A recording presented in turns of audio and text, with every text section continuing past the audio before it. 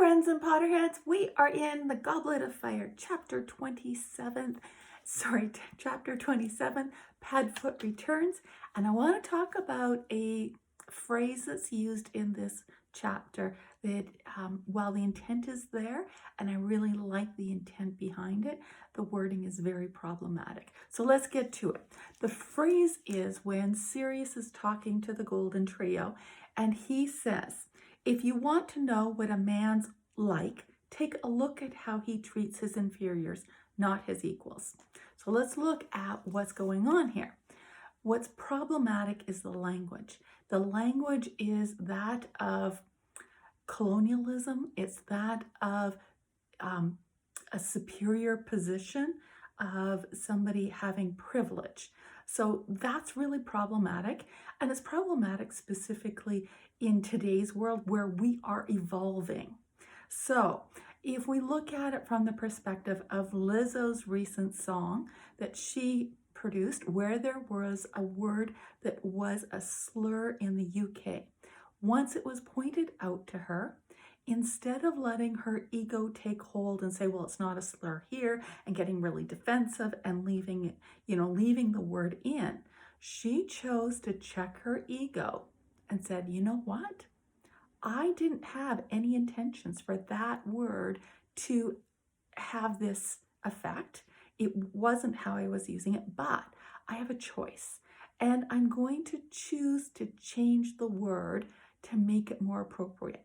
Now, in literary works, it's hard to change a word after the fact, especially if it's been several years. So we always have to look at the works we're reading in the context of when and how they were written. Now, recognize that the word is no longer, the wording is no longer applicable, but we can still draw the intent from the phrases, from the words, and we can have choice to not use those words in our language today and to check our ego and go, why am I upset about not using this phrase or not being allowed to use this word, and check my ego. If it's about my ego and me feeling like I'm being made bad or wrong, then it's about me and I need to check that ego in order to move forward. So knowing all that, let's go back to this phrase. If you want to know what a man's like, take a look at how he treats his inferiors and not his equals. If we take this phrase and reword it, instead of inferiors, how he treats those that are in maybe a junior role, how he treats those that are in a service role. So if you work in tourism or hospitality, for example, that's a service role. You're treating your clients, how the clients treat you makes a difference. It reflects on them, not you. If you're in the business world, how you as a client treat your vendors makes a difference. Are you bullying your vendors? And how you treat those people is a reflection on you. And it tells the world around you what your value is as a human being. It tells the world what type of a human being you are. You have choice how you're going to treat those in the world around you.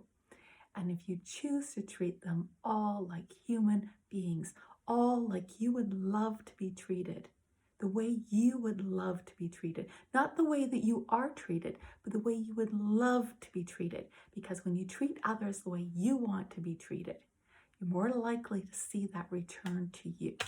So a really interesting passage in this particular chapter, a lot to unveil. I would love to hear your comments and feedback on this. And where has this shown up for you? Have you, are you one of those people who has experienced this? Just, put a hands up or a like if you've experienced someone else treating you poorly, somebody who was more in a senior role to you or a client role to you, who treat you less than what you'd really deserve to be treated. Put a like, a hands up, or even tell me your story. Love to hear from you. Take care. Hope you have a great week, and we'll see you here back next week. Take care.